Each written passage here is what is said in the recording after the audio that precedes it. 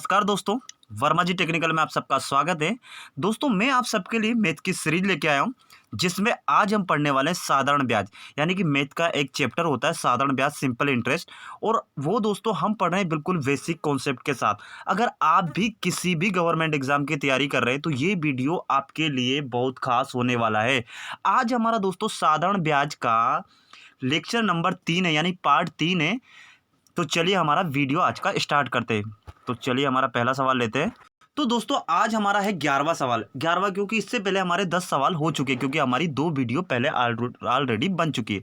तो 11वां हमारा सवाल है। देखिए सवाल को पहले ध्यान से पढ़ना है, उसके बाद ही सॉल्यूशन करना चाहिए। तो क्या है हमारा सवाल, देखिए सवाल है कि 9,000 की राशि पर 8% वार्षिक दर से 5 वर्ष के अंत में कितना साधारण ब्याज अर्जित होगा। यानी कि कोई 9,000 रुपये उधार देता है, 8% की दर से। वो क्या है कि वो 8% उस पर दर लगाता है और 5 साल के लिए देता है। तो 5 साल के अंत में उसको कितना साधारण ब्याज मिलेगा, यानी कि ब्याज उसको कितना मिलेगा, ये कहने का मतलब है। तो हमारा वही फार्मूला, क्या ये तो सभी ने सीखा है, बचपन से सीखते आ रहे हैं। क्या है कि साधारण ब्याज बराबर है, हम लिख देते हैं ये साधारण ब्याज बराबर है ना। ये आप समझ जाना, साधारण ब्याज बराबर क्या होता है, बोले मूलधन होता है। ये तो फार्मूला तो आप छठी सातवीं सबसे मूलधन। दोस्तों पेन वेन के बारे में थोड़ा सा ये मत समझना कि ये कैसी राइटिंग लिख रहे हैं ना, वो चलता है, पेन नहीं चलता है इस पर इतना, है ना। थोड़ा सा मिटा देते हैं यार, मज़ा ही नहीं आ रहा। फिर से लिखते हैं, चलिए आपके लिए। क्या होता है मूलधन, तो ये हमने लिख दिया मूलधन। फिर क्या होता है गुणा, फिर क्या होता है दर, और फिर क्या होता है समय। ये फार्मूला तो आप सबको मालूम ही होगा, है ना। ये मूलधन, दर और बटे कितना होता है 100। ये फार्मूला आप सबको याद है। तो बस ये फार्मूला याद है तो इस फार्मूले में इस वैल्यू को रख दीजिए और आपका सवाल सोल्व। कैसे, चलिए मैं करके बताऊँ तो कितना हो जाए। देखिए मूलधन कितना दिया, जो रुपये दिया जाता है, जो अमाउंट दिया जाता है उसे हम क्या बोलते हैं, मूलधन बोलते हैं। तो ये हमारे हो गए 9,000 रुपये, हुए ना 9,000 रुपये। 9,000 इंटू दर कितनी दी है, तो दर दी हमारी कितनी 8%। तो ये हमने 8% लिख लिया। और साल के टाइम कितना दिया, तो 5 वर्ष दिया। तो दोस्तों हमें टाइम, हमेशा एक बात याद रखना आपको, आप जब भी साधारण ब्याज निकालते हैं तो जो भी टाइम दिया था ना वो हमेशा हमें वर्षों में ही लेना, यानी कि वर्ष में ही लेना। और बटे में कितना होता है हमारा 100। तो बस अब तो इसकी काटापीटी कर दो और जो हमारा आंसर आएगा वही हमारा साधारण ब्याज होगा। तो देखिए 2 जीरो से 2 जीरो, ठीक है। अब कुछ नहीं, देखिए 90, 8 और 5 का हमें गुणा करना है। तो देखिए 8 पंच कितना होता है 40, 8 और 5 का गुणा करेंगे तो हमारा कितना होगा 40। और एक तो हमारा 90, तो 90 बच गया। देखिए 2 जीरो कट गई तो उसमें से भी कितना बचा 90, और ये हमारा दोनों गुणा करेंगे 8 और 5 का तो कितना हो जाएगा, ये 40 हो जाएगा। तो ये हम आपस में 40 और 90 का फिर से गुणा कर लेते हैं। तो इसका गुणा करने की कुछ नहीं दोस्तों, ये 2 जीरो है तो 2 जीरो आप पीछे लगा दो, दोनों में कुछ 0 0 कॉमन है तो 2 जीरो पीछे लगा दो। और 9 चुके कितना होता है, बोले 36 होता है। तो बस ये 3600 रुपये ही हमारा क्या हुआ, 5 वर्ष का साधारण ब्याज हुआ। तो यही हमारा आंसर है। कैसा लगा वीडियो, आया ना मजा। तो मैं बोल रहा हूँ दोस्तों मैथ में कुछ भी नहीं रखा है। तो वीडियो अच्छा लगा हो तो लाइक वाइक करो यार, है ना। चलो अगला सवाल पे चलते हैं। तो अगला हमारा सवाल है, तो दोस्तों 12वां हमारा सवाल है, बहुत अच्छा सवाल है। और जो रेलवे परीक्षा 2005 में, मतलब जो एग्जाम में पूछे जाते हैं ना दोस्तों, सिर्फ हम वही सवाल ले रहे हैं। तो क्या है कि एक व्यक्ति ने 8,500 साधारण ब्याज पर 8% वार्षिक दर से उधार दिए। ये लिए नहीं, उधार दिए। चलो उधार लिए सॉरी। एक व्यक्ति ने 8,500 रुपये क्या किया, साधारण ब्याज पर 8% वार्षिक दर से किसी से उधार लिए। अब यहाँ लिखा दोस्तों, यहाँ पे लिखा है कि 2 सही 1/2। इसको दोस्तों हम ढाई भी पढ़ सकते, कितना पढ़ सकते, ढाई भी पढ़ सकते। क्या लिखा है, 2 सही 1/2 वर्ष के अंत में उसे कितना धन वापस देना होगा। देखिए सवाल बहुत अच्छा है। बस आपको क्या, मैं जैसे सोल्व करवा रहा हूँ वैसे सोल्व करते जाइए, आपका बड़ी आसानी से ये सोल्व हो जाएगा। तो देखिए उसने उधार कितने लिए थे, उसने 8,500। तो ये तो हो गया हमारा 8,500, क्या हो गया हमारा 8,500 हो गया दोस्तों, हमारा मूलधन हो गया, है ना।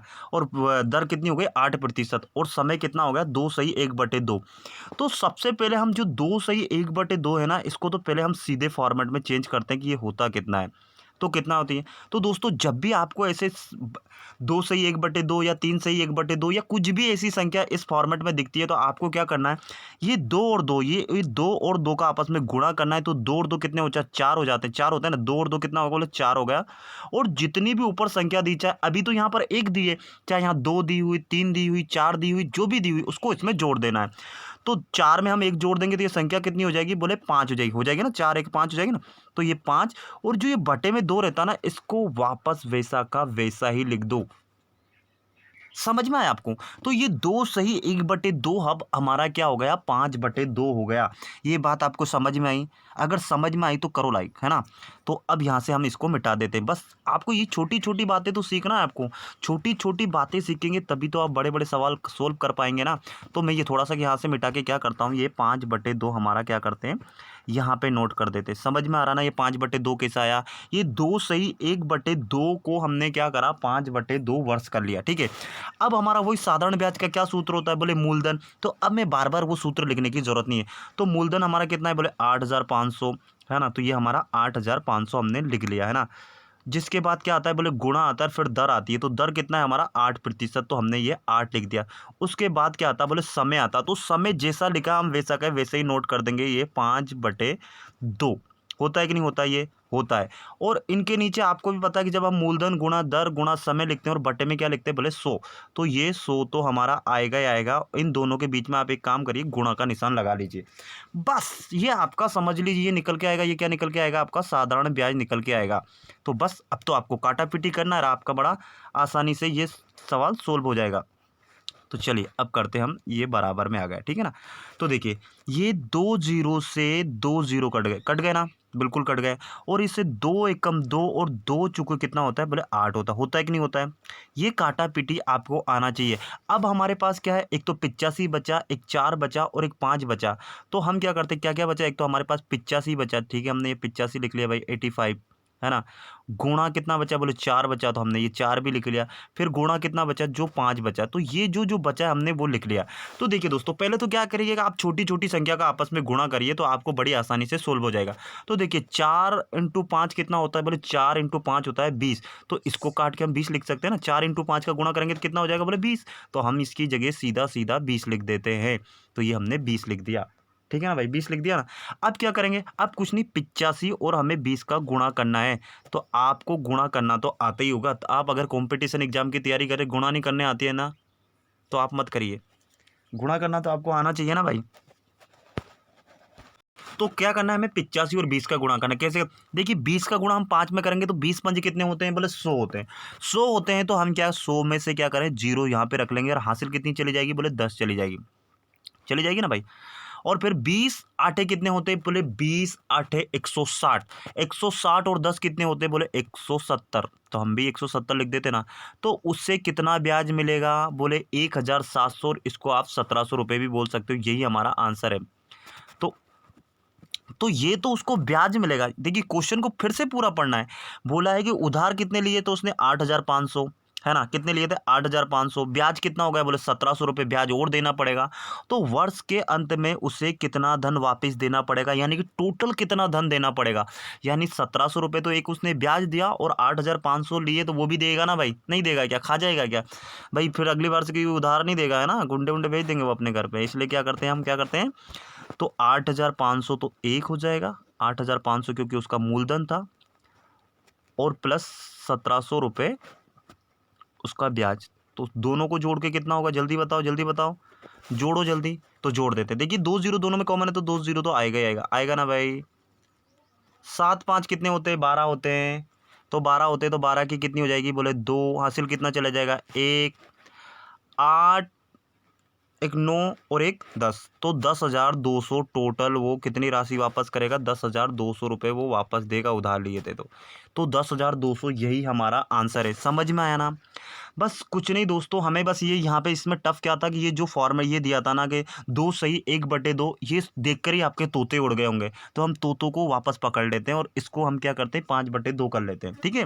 तो चलिए, अच्छा लग रहा हो तो दोस्तों प्लीज़ मेहरबानी करके वीडियो को लाइक करो, और वो जो नीचे सब्सक्राइब का बटन है ना, उसको दबा दो यार। आपके कौन से पैसे लग रहे हैं, है ना? और जो शेयर का बटन है, 2-4 ग्रुपों में, व्हाट्सएप ग्रुप में, इंस्टाग्राम, सब पे शेयर कर दो यार, है ना? बस यही करना है आपको, इससे ज़्यादा मैं थोड़ी नहीं आपसे कुछ रुपए धन पैसा मांग रहा हूँ। चलिए तो अगला सवाल चलते हैं हमारा 13वें सवाल पे। तो फिर से हमें 13वें सवाल को, पहले मैं क्या बोलता, मेरा रूल क्या है कि सवाल को पूरा ढंग से पढ़ना है, उसके बाद सॉल्यूशन करना है। तो चलिए हम भी पढ़ते हैं 13वां सवाल। एक राशि का साधारण ब्याज की दर पर 4 वर्ष के लिए निवेश किया गया। अब एक राशि थी, कोई रुपए थे, नहीं मालूम है कितने थे। तो क्या करा कि साधारण ब्याज की दर पर 4 वर्ष के लिए, कितने वर्ष के लिए, 4 वर्ष के लिए निवेश किया गया है। यदि निवेश यानी कि लगाए गए दोस्तों, यदि निवेश 3% अधिक ब्याज की दर पर किया जाता है। पहले तो देखिए निवेश 4 वर्ष के लिए किया गया था, कितनी राशि थी नहीं मालूम, कितनी परसेंट पे नहीं मालूम। आप सोच रहे हैं सर ना तो मूलधन दिया ना ही तो उसमें दर दी, तो हम इस सवाल को कैसे करेंगे। तो यही तो करना है हमें। और देखिए ये एग्जाम में पूछा गया था, एसएससी 2009। देखिए दोस्तों ये तो मेरे को जहाँ से सवाल मिले ना वहाँ से लिए। आप 2009 ऐसा मत सोचिए कि बहुत पुराना, आजकल भी यही सवाल पूछे जाते हैं। बस कुछ नहीं दोस्तों, वैल्यू को बदल दिया जाता है और कुछ भी नहीं, बस इससे ज़्यादा और कुछ भी नहीं होता है। तो क्या है, अब निवेश 3% अधिक ब्याज की दर पर किया जाता है, तो क्या होता है, उसको 3% अधिक करता है वो। पहले जो भी परसेंटेज की जो दर थी वो हमें नहीं मालूम, लेकिन उसने क्या है कि निवेश को 3% और बढ़ा दिया। तो जो ब्याज की दर पर किया जाता है ना, तो ब्याज क्या है कि 72 रुपये अधिक मिल जाता है। कितना अधिक, 72 रुपये क्या उसको अधिक मिलते हैं। तो वो राशि कितनी है ये पूछी गई। तो आपकी तो कुछ समझ में ही नहीं आ रहा होगा कि ना तो मूलधन दिया है ना तो दर दी है, सिर्फ समय समय दिया है, उसका हम क्या करें। तो बस कुछ नहीं दोस्तों, बड़ा आसान है। क्या है देखिए, तो देखिए पहले तो क्या है, हमें 4 वर्ष दिया, तो 4 वर्ष तो नोट कर लीजिए, है ना, ठीक है ना। ये हमारा 4 वर्ष दिया ना सवाल में, तो ये 4 वर्ष हो गया हमारा। तो ये 4 वर्ष है। अब बोला है कि ये तो, अब वो उसको कितने परसेंट पे दिया था ये 4 वर्ष हमें नहीं मालूम, लेकिन आगे बुलाया गया कि यदि निवेश की दर 3% बढ़ा दी जाए, तो हर साल 3% बढ़ा रहा और 4 साल तक बढ़ाना। देखिए पहले साल 3, फिर दूसरे साल 3, फिर तीसरे साल 3, फिर चौथे साल 3, यानी कि हर साल वो 3% बढ़ा रहा है। तो क्या करना, 3% बढ़ाना, तो जो हमारी दर है वो कितनी हो जाएगी, कितनी प्रतिशत बढ़ जाएगी। भाई हर साल कोई भी चीज़ 1-3 बढ़ती जा रही है, 4 साल तक बढ़ रही है, तो हमारी दर कितनी बढ़ जाएगी। उसने यही बोला ना कि यदि निवेश 3% ब्याज अधिक दर पर किया जाता है, यानी कि 3% बढ़ाया जा रहा है। तो देखिए 3% बढ़ाया जा रहा है, 3% बढ़ाया जा रहा है, लेकिन कितने साल के लिए बढ़ा है, 4 साल के। तो हम क्या 3 × 4 का गुणा कर सकते हैं, या फिर आप 4 बार 3 लिख कर जोड़ लो, या फिर 3 का गुणा आप 4 बार 4 में कर दो। तो कितना हो जाएगा, हमारी दर कितनी बढ़ जाएगी, बोले 4 तिया 12% बढ़ जाएगी। पहले कितनी थी हमें नहीं मालूम, पहले से हमें क्या करना, हमें तो दे दिया, वो एक क्लू दे दिया उसने कि 3% हर साल अलग बढ़ रही, अधिक हो रही है। तो 3% हर साल बढ़ रही है और 4 साल के लिए उसने दिया था, तो टोटल हमारी जो दर है वो कितनी बढ़ गई, तो 12% बढ़ गई। पहले कितनी थी हमें नहीं मालूम, लेकिन अभी कितनी बढ़ गई है, 12% बढ़ गई। तो दर तो 12% बढ़ गई और रुपए 72 अधिक मिलते हैं। दर में तो 12% की बढ़ोतरी हो गई और रुपए में कितनी बढ़ोतरी हो गई, तो रुपए में हो गई हमारी 72 रुपये की अधिक बढ़ोतरी। तो कहने का मतलब क्या है कि 12% तो क्या है कि दर बढ़ गई, और रुपए कितने बढ़ गए, बोले रुपए बढ़ गए 72, 72। यही बढ़े ना भाई, रुपए 72 कहाँ दिया, ये क्वेश्चन में दिया। तो देखिए जब 12% की वैल्यू 72 है, आपको समझ में ना, जब 12% बराबर 72 है ना, ये 12 आप यूज़ लिख लीजिए, 12% बराबर कितना है, 12% बराबर 72 है। तो मैं पूछूँ कि 1% की वैल्यू बताओ, 1% कितना होगा। यानी कि जब 12% बराबर 72 है, तो 1% आप बता सकते हो ना, कैसे बताएंगे। बोले कुछ नहीं, 1% भाई, किसी 72 रुपये को आपको 12 लोगों में बांटना है, तो आप क्या करेंगे, बोले कुछ नहीं सर, 72 में 12 का भाग दे देंगे, तभी तो 1% की वैल्यू निकल जाएगी ना, एक जने को कितना मिलेगा, यानी कि 1% को कितना मिलेगा। तो जब हम 72 में 12 का भाग देते हैं, यहाँ नीचे 12 लिखा है, नहीं समझ में, थोड़ा सा नहीं ऊपर लिख देते हैं, चलो यहीं कर देते हैं, यही मतलब। तो इस 72 में क्या करना है, हमें 12 का भाग देना। तो ये 72 में जब हम 12 का भाग देंगे, तो 12 एकम 12, 12 दूनी 24, 12 36, 12 छंग कितना होता है, बोले 12 छंग 72। तो 1% की वैल्यू हमारी कितनी आ गई, 6 आ गई। कितनी आ गई, 6 रुपये आ गई, क्योंकि 72 रुपये थे 12% की वैल्यू। तो 1% की वैल्यू हमारी कितनी आ गई, 6 रुपये। कोई भी राशि कितनी होती है, कभी 90% सुना है क्या, 80% सुना है। कोई भी अगर राशि होती है तो पूरी कितनी होती है, वो 100%। हम जब भी मान के चलते हैं दोस्तों, तो किसी भी राशि को हम कितना मान के चलते हैं, 100% मान के चलते हैं। जब 1% बराबर 6 रुपये है, तो 100% बराबर कितना होगा। कोई भी अगर उसने धन दिया होगा, जो भी राशि दी होगी, तो सीधी सी बात है उसने 100% दी होगी।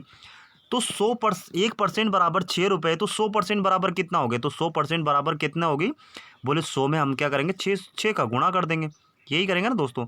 तो हमने क्या है 100 में 6 का गुणा कर दिया तो वो कितना आ गया हमारा 600, कितना आ गया 600। तो दोस्तों उसने क्या है कि ये 600 रुपये ही उसका उसको राशि मिलेगी। कितनी मिलेगी 600 रुपये ही। सवाल समझ में आया? अरे कुछ नहीं भाई, एक व्यक्ति था उसने क्या है कि साधारण 4 वर्ष के लिए कोई राशि थी, हमें नहीं मालूम कितनी थी, वो निवेश किया, ठीक है। और जो उसमें ब्याज की दर लगाई थी ना वो भी नहीं, हमें नहीं मालूम है। लेकिन उसने एक हमारे लिए एक आगे एक स्टेटस दे दिया, एक क्लू दे दिया हमें कि यदि जो निवेश की गई जो ब्याज की दर थी ना वो हर साल 3% बढ़ जाती है, तो भाई 4 साल के लिए दे रहा और प्रत्येक साल 3 बढ़ रही, तो सीधी सी बात है 4 साल के लिए कितनी हो गई? बोले 12% बढ़ गई। तो 12% बढ़ी तो उसको क्या है कि 72 रुपये अधिक रुपये मिल रहे हैं। तो 12% बराबर हमारा कितना हो रहा है? 12% बराबर हमारा हो रहा है 72। तो 12% की वैल्यू 72 आ गई, तो हमें 1% की निकालना है। तो 12 में हम क्या करें, 72 में 12 का भाग दे देंगे तो 1% की वैल्यू निकल के आ जाएगी। 1% की वैल्यू कितनी निकल के आएगी? 6 रुपये। तो कोई भी राशि कितनी होती है? बोले 100%। तो कुछ नहीं, 100% होता है जब 1% बराबर 6, तो हम 100 का गुणा 6 में कर देंगे तो वो उसने कितनी राशि मिलेगी उसे? 600 रुपये। तो यही हमारा क्या है? आंसर है। समझ में आया ना? तो बस यही पूछा जाता है। और दोस्तों ये ग्रेजुएशन लेवल का अच्छे खासे एग्जाम में पूछा जाने वाला सवाल है। अगर आपने 2020 में रेलवे एनटीपीसी ग्रुप डी का फॉर्म भरा है तो ये सवाल जरूर आपसे पूछा जाएगा। होता कुछ नहीं दोस्तों, यहाँ 3% या 2% कर देगा, 4% कर देगा, यहाँ 72 की जगह कुछ और वैल्यू चेंज कर देगा, लेकिन सवाल वही रहेगा, है ना? तो आया समझ में? तो ये क्या है? हमारा 600 रुपये ही हमारा आंसर है। तो चलिए अगला सवाल पे हम चलते हैं, वो भी बहुत मज़े वाला सवाल है। तो अब हमारा अगला सवाल है और बहुत अच्छा सवाल है ना। क्या है 14वां सवाल? देखिए, ब्याज पर धन देने वाले एक व्यक्ति को ज्ञात हुआ, यानी कि किसी ने ब्याज पर धन दिया था तो उसे बाद में रियलाइज हुआ, उसे ज्ञात हुआ कि उसने धन पर ब्याज की दर में 8% से 7 सही 3/4% गिरावट होने पर उसकी वार्षिक आय में क्या हुआ? 125 रुपये की कमी हो जाती है। तो उसकी पूंजी कितनी थी? तो आपके तो तोते उड़ गए होंगे। बोले सर ये 7 सही 3/4 8% ये क्या है? देखिए सवाल को पहले मैं बड़ी आसान भाषा में समझा देता हूँ। जैसे मान लीजिए कि आप थे तो एक मिनट, सॉरी दोस्तों थोड़ी सी खांसी आ गई थी। तो क्या है कि मान लीजिए आप है, अब आपने क्या है कि कुछ राशि उधार दी, है ना? कुछ राशि उधार दी और आपको मालूम पड़ा कि आपको क्या मालूम, आपने 8% पे दी थी। ये सवाल में लिखा, देखिए 8% पे आपने दी थी। तो आपको मालूम पड़ा कि आपका जो 8% से है ना क्या है कि वो 7 सही 3/4%, यानी कि आपकी जो आपने जो दर लगाई थी ना उसमें गिरावट आ गई। कितनी आ गई? ये दिया 7 सही 3/4, यानी 8 से क्या हुआ? 7 सही 3/4, यानी 8 से कुछ ना कुछ तो कमी आई है। तो कमी आई है तो उसके जो पैसे थे ना, उसकी आय जो उसको जो पैसे मिलने वाले थे ना उसमें भी 125 रुपये की कमी आ गई। तो उसकी पूंजी कितनी थी ये हमसे पूछा गया। ये सवाल आप समझ गए। अब बस देखिए क्या कंडीशन है। देखिए पहली कंडीशन तो है हमारी, क्या है कि पहले तो वो राशि कितनी थी, वो उसकी जो दर कितनी थी वो थी 8%। और दूसरी बार में क्या हुआ उसको, दूसरी बार में वो जो उसकी दर थी वो कितनी हो गई? 7 सही 3/4। तो अब हम इस 7 सही 3/4 के साथ ही हमें पूरी प्लानिंग करना है और इसको ही हमको सही फॉर्मेट में लाना है। तो फिर अगर जब भी आपको ऐसी वैल्यू दिख जाए तो आप क्या करेंगे? मैं क्या बोल रहा हूँ कि इस जो 4 ये आपस में इन दोनों संख्याओं का गुणा करना है और ऊपर वाली संख्या को जोड़ लेना है। देखिए 7 चुक कितना हो जाएगा? बोले 28 हो जाएगा। होगा कि नहीं होगा? 7 चुका 28। और ऊपर वाली संख्या को हमें जोड़ लेना है जब तक वहाँ पर अगर और कोई चीज़, अगर यहाँ माइनस लगा रहता ऐसे तो हम उस संख्या को घटा लेंगे। लेकिन देखिए दोस्तों प्लस ऐसा होता है कि वो हमें दिखाई नहीं देता है, इसलिए किसी भी संख्या के कुछ नहीं लिखा उसके आगे तो आप समझिए उस संख्या के आगे हमेशा प्लस है। समझ? जैसे ये 8 लिखा तो ये तो सीधी सी बात है, इस 8 के आगे प्लस होगा। इसी प्रकार ये 3 लिखा था तो इस 3 के आगे भी प्लस होता है। ये बात मैं आपको बताना चाह रहा हूँ। समझ में आया ना? चलिए समझ में आया तो हो गई बात। तो 7 चुक कितना हो गया? 28 और 3 कितना होता है? बोले 28 और 3 कितना? बोले 31 होता है कि नहीं होता? जल्दी बताओ, होता है कि नहीं होता है? बोले हाँ बिल्कुल 31 होता है। तो 31 हो गया। और फिर क्या बोला था मैंने कि जो संख्या बटे में उसको हम बटे में लिख देंगे। तो ये आप एक मिनट दोस्तों, ये 31 बटे क्या है? 4 है। कितना है? 31/4। समझ में आया ना आपको? ये 31/4। तो 31/4 हमारा ये हो गया। अब ये 31/4 अब आप भी समझ में किए तो 8 है और ये 31/4 ये भी कुछ समझ में नहीं आ रहा। तो आप काम करिए कि इसको भी इसी फॉर्मेट क्या किए कि अब 31/4 का मतलब क्या होता है कि 31 में हमें क्या करना है? 4 का भाग देना है ना भाई। ऐसा लिखा रहता है तो बटे का मतलब क्या होता है कि उस संख्या में भाग देंगे हम, यही होता है ना। तो देखिए 31 में जब हम 4 का भाग देंगे तो 4 एकम 4, 4 साते कितने होते हैं, पहले 4 साते 28 होते हैं कि नहीं, 4 साते 28। तो ये हमने यहाँ पे 28 लिख लिया। बस मैं आपको एक एक चीज़ क्लियर करवा रहा हूँ, इसलिए वीडियो बड़ा बनता है। तो 31 में से 28 चले जाते हैं हमारे दोस्तों, तो हमारे पास कितने बचते हैं, बोले 3 बचते कि नहीं। 31 में 28 जाएगा, भाग देना सबको, 3 बचे। अब क्या करेंगे, यहाँ दशमलव, सॉरी दशमलव बहुत ज़्यादा नीचे लग गया, बोले आप तो हर कहीं लगा रहे हैं। चलो अब हम क्या करेंगे, यहाँ पे दशमलव लगाएंगे यहाँ पे, और कितना उतार देंगे, यहाँ पे 0 उतार देंगे। उतारेंगे कि नहीं उतारेंगे, यहाँ पे 0 बोले उतारेंगे। अब फिर क्या होता है कि 7 चुको फिर से कितना होता है, बोले 28 होता है। तो फिर यहाँ पे क्या आ जाएगा हमारा 28। जब 30 में से 28 चला जाएगा तो हमारे यहाँ ऊपर कर रहा हूँ मैं, कितना बचेगा, बोले 2 बचेगा। 2 बचेगा कि नहीं, और फिर 0 तो हम उतार ही सकते हैं, उतार सकते हैं ना। फिर क्या हुआ दोस्तों, फिर 4 का भाग हम 20 में देंगे तो 4 पंजे 20। तो 4 पंजे 20, थोड़ा सा ये 8 हम थोड़ा सा ऊपर लिख देते हैं ना, ये 8 यहाँ पे है, और यहाँ पे इतना हो जाएगा 4 पंजे 20। तो हमारा ये कितना आ गया, ये हमारा निकल के आ गया 7.75। 7.75, यानी कि जो हमारा 7 सही 3/4 था उसको हमने सही फॉर्मेट में कर लिया। कितना, क्या फॉर्मेट में कर लिया, 7 सही 7.5। यानी कि अब ये समझ में आ गया ना, ये 7 सही 7/5, 7.75 कैसे आया। चलो अब बताता हूँ आगे। तो अब ये सारा मिटा देते हैं, ठीक है, मिटा देते हैं ना, चलो मिटा देते हैं। ये हमने मिटा दिया, ये टक टक टक टक ये रबड़ लिया और ये सब मिटा दिया। बस मेरा समझाने का, मैं बेसिक से इसीलिए समझा रहा हूँ दोस्तों कि आपको एक एक चीज़ समझ में आए। इतना बेसिक पे यूट्यूब में कोई नहीं समझाता है, क्योंकि उनको वीडियो बड़ा बनाना होता है, उनको जल्दी जल्दी से क्या है कि पूरा करना होता है, इसलिए। तो ये कितना हो गया था हमारा, ये तो थी हमारी 8%, ठीक है भाई, 8% थी ना। और ये हमारी दूसरी बार में क्या निकल गया, 7.75 आया कि नहीं आया। हमने क्या करा, ये जो था 7 सही 3/4 को हमने क्या करा, 7.75 कर लिया। कैसे करा, अभी आपको बता दिया। अब मुझे ये बताओ कि इन दोनों में पहले उसकी क्या है, पहले उसकी जो परसेंटेज, उसकी जो दर थी वो कितनी थी, 8 थी, और अभी कितनी है, अभी 7.75, यानी कि कुछ तो कम है भाई। ये 8 है और ये 7 है, कुछ तो कम है। तो कितना कम है, इन दोनों के बीच में कितने का अंतर है, आप बता सकते हो। तो आप अंतर कैसे बताएंगे दोस्तों, आपको कुछ नहीं, ये 8 में से 7.75 घटा लेना है। क्या करना है, 8 में से 7.75 घटा लेना। अगर घटाना भी नहीं आता है ना, तो चलो वो भी बता देता हूँ। क्या करा हमने, ये 8 लिखा है ना, और इसमें से हमें कितना घटाना है, ये 7.75 घटाना है। आप बोलेंगे ये कैसे घटेगा सर, ऊपर तो कुछ नहीं है। तो ऊपर कुछ नहीं है ना, तो आप काम करिए, यहाँ दशमलव के बाद आप भी क्या करें, जितने नीचे ना उतनी 0 बढ़ा लो, बस ये करना है आपको, ऐसे घटाया जाता है। तो चलिए घटाते हैं, है ना। तो देखिए ये 0 में से 5, बोले घट ही नहीं सकता है सर। अरे चलो नहीं घट सकता तो एक काम करो, एक इधर से उधार लेते हैं। सर वो तो ऑलरेडी 0 है, उससे कैसे उधार ले। तो एक काम करते हैं, हम इस 8 के पास चलते हैं, इस 8 को बोलते हैं भाई एक उधार दे दे। तो ये 8 ने दया करके इसको एक उधार दे दिया, इस 0 को। तो ये कितना हो गया, 0 तो पहले ही था, एक और आ गया, तो बोले ये तो 10 हो गया।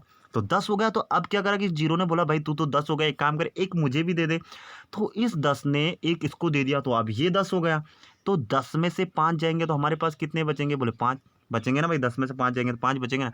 अब यहाँ 10 था और 10 में से एक इसने ले लिया, तो यहाँ कितना बचा, बोले 9 बचा। बचा ना 9, तो 9 में से 7 चला जाएगा तो कितना बचेगा, बोले 2 बचेगा, बिल्कुल। और ये दशमलव का, बोले दशमलव, यहाँ कितना था, बोले यहाँ ये 8 था, 8 में से एक इधर ले लिया था, तो यहाँ कितना, बोले 7 बचा, और 7 में 7 जाएगा तो कितना बचा, बोले 0। तो इन दोनों में कितना कितना पर 8% से 7.75 हो गया, तो कमी कितनी आई, कितनी कमी आई, जल्दी बताओ। तो इन दोनों में कमी आई है दोस्तों 0.25 या 25, है ना, 25, इतनी की कमी आई। अब प्रतिशत में तो इतने की कमी आई, लेकिन तो उसकी वार्षिक आय में 125 रुपये की कमी आई। यानी परसेंटेज में तो कमी कितनी आई, जो हमने पहले 13वां सवाल किया था उसमें क्या है कि 12% हो रहा था, और पैसे में कितना हो रहा था, कितना हो रहा था, सवाल में करा था ना, इसी प्रकार ये हो रहा था। तो क्या है इसमें परसेंटेज में, तो उसमें परसेंटेज में, उसमें पिछले सवाल में कितना बढ़ा था, 72 बढ़ा था, और यहाँ क्या हो रहा है, यहाँ कमी आ रही। तो 0.25% बराबर ये यहाँ तो कमी इतनी की हो रही परसेंटेज में, और यहाँ कमी कितनी हो रही, यहाँ कमी हो रही है 125 की। यानी कि कहने का मतलब या तो 0.25 बराबर 125, यानी कि 0.25 की वैल्यू 125 है। तो 0.25 की वैल्यू 125 है, तो आप मुझे 1% की वैल्यू निकाल के दे सकते हैं। तो 1% की वैल्यू निकालने के लिए यानी कुछ मिला कुछ नहीं दोस्तों, 125 रुपये को हमको 0.25 में बांटना है। तो कैसे बांटना है, भले किसी भी संख्या को बांटते तो हम क्या करते हैं सर, उसी संख्या में भाग दे देते हैं। तो 125 में हम 0.25 का भाग दे देंगे। तो अब चलिए, आज तो इसमें लगता है गणित के सारे रूल लग जाने वाले। तो चलिए मैं भाग भी आपको सिखाने वाला हूँ। पहले आपको गुणा करना सिखा दिया, फिर जोड़ करना सिखा दिया, घटाव सिखा दिया, अब भाग भी करना सिखा रहा हूँ। ये आपका बेस तैयार कर रहा हूँ ना दोस्तों, इसलिए इतनी मेहनत आपके लिए कर रहा हूँ। नहीं तो मुझे शॉर्टकट में करना हो तो मैं, मेरे को अगर ईमानदारी से अगर मैं एग्जाम में बैठा हूँ और मुझे ये सवाल करना होना, तो मुश्किल से 30-40 सेकंड लगते हैं और मैं सवाल करके निकल जाता। सिर्फ आपको सिखाने के लिए इतनी मेहनत कर रहा हूँ। तो इतनी मेहनत कर रहा हूँ, वीडियो अच्छा लग रहा हो तो क्या करने का है, लाइक करने का है, शेयर करने का और चैनल को सब्सक्राइब करने को। इससे ज़्यादा मुझे कुछ नहीं चाहिए। और आपने अगर साधारण ब्याज में इस टाइप के सवाल सीख लिए तो आपका एक भी सवाल गलत नहीं होने वाला है। इससे आपके क्वेश्चन पेपर में एक भी सवाल बाहर नहीं जाने वाला इस लेवल से, है ना। तो अब क्या है, हमें 125 में क्या करना है, 125 में दोस्तों हमें क्या करना है, 0.25 का भाग देना। अब भाग देना नहीं आता हो किसी को तो मैं दिखा देता हूँ कितना का देना, 0.25 का। तो दोस्तों देखिए, आप बोलेंगे सर ये कैसे भाग हुआ, ये 0.25 का 125 में भाग कैसे जाएगा। तो जाएगा दोस्तों, देखिए यहाँ दशमलव के बाद जितनी भी संख्या, देख कितनी संख्या, एक दो संख्या ना दशमलव के बाद। तो दशमलव के बाद अगर दो संख्या है तो आप क्या करोगे, उतने जीरो ऊपर बढ़ा दो। कितने जीरो, बोले 2 जीरो बढ़ा दो, क्योंकि दो संख्या है तो हमने क्या करा, 2 जीरो बढ़ा दिया। और अब क्या करो कि ये जो दशमलव के पहले ये जो सब लगा था इसको हटा दो, क्योंकि हट गया हमने।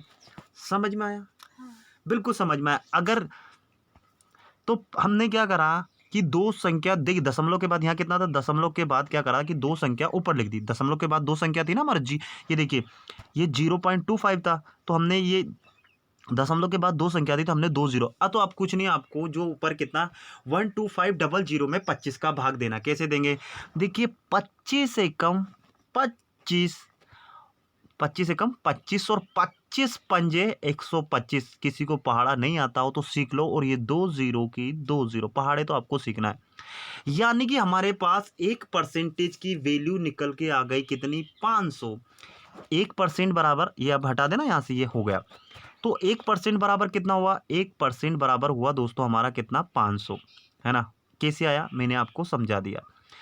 अब कोई भी राशि होती है, कोई भी देगा तो भाई 1% थोड़ी नहीं देगा, वो तो 100% ही होती है ना। कोई भी राशि हम कितना मान के चलते, गणित का रूल ही होता है कि हम किसी भी चीज को 100% ही मान के चलते हैं। तो 1% बराबर 500, तो 100% बराबर कितना, 100% बराबर कितना, तो बोले कुछ नहीं सर, 100% बराबर 100 इंटू 500, यही होगा ना भाई।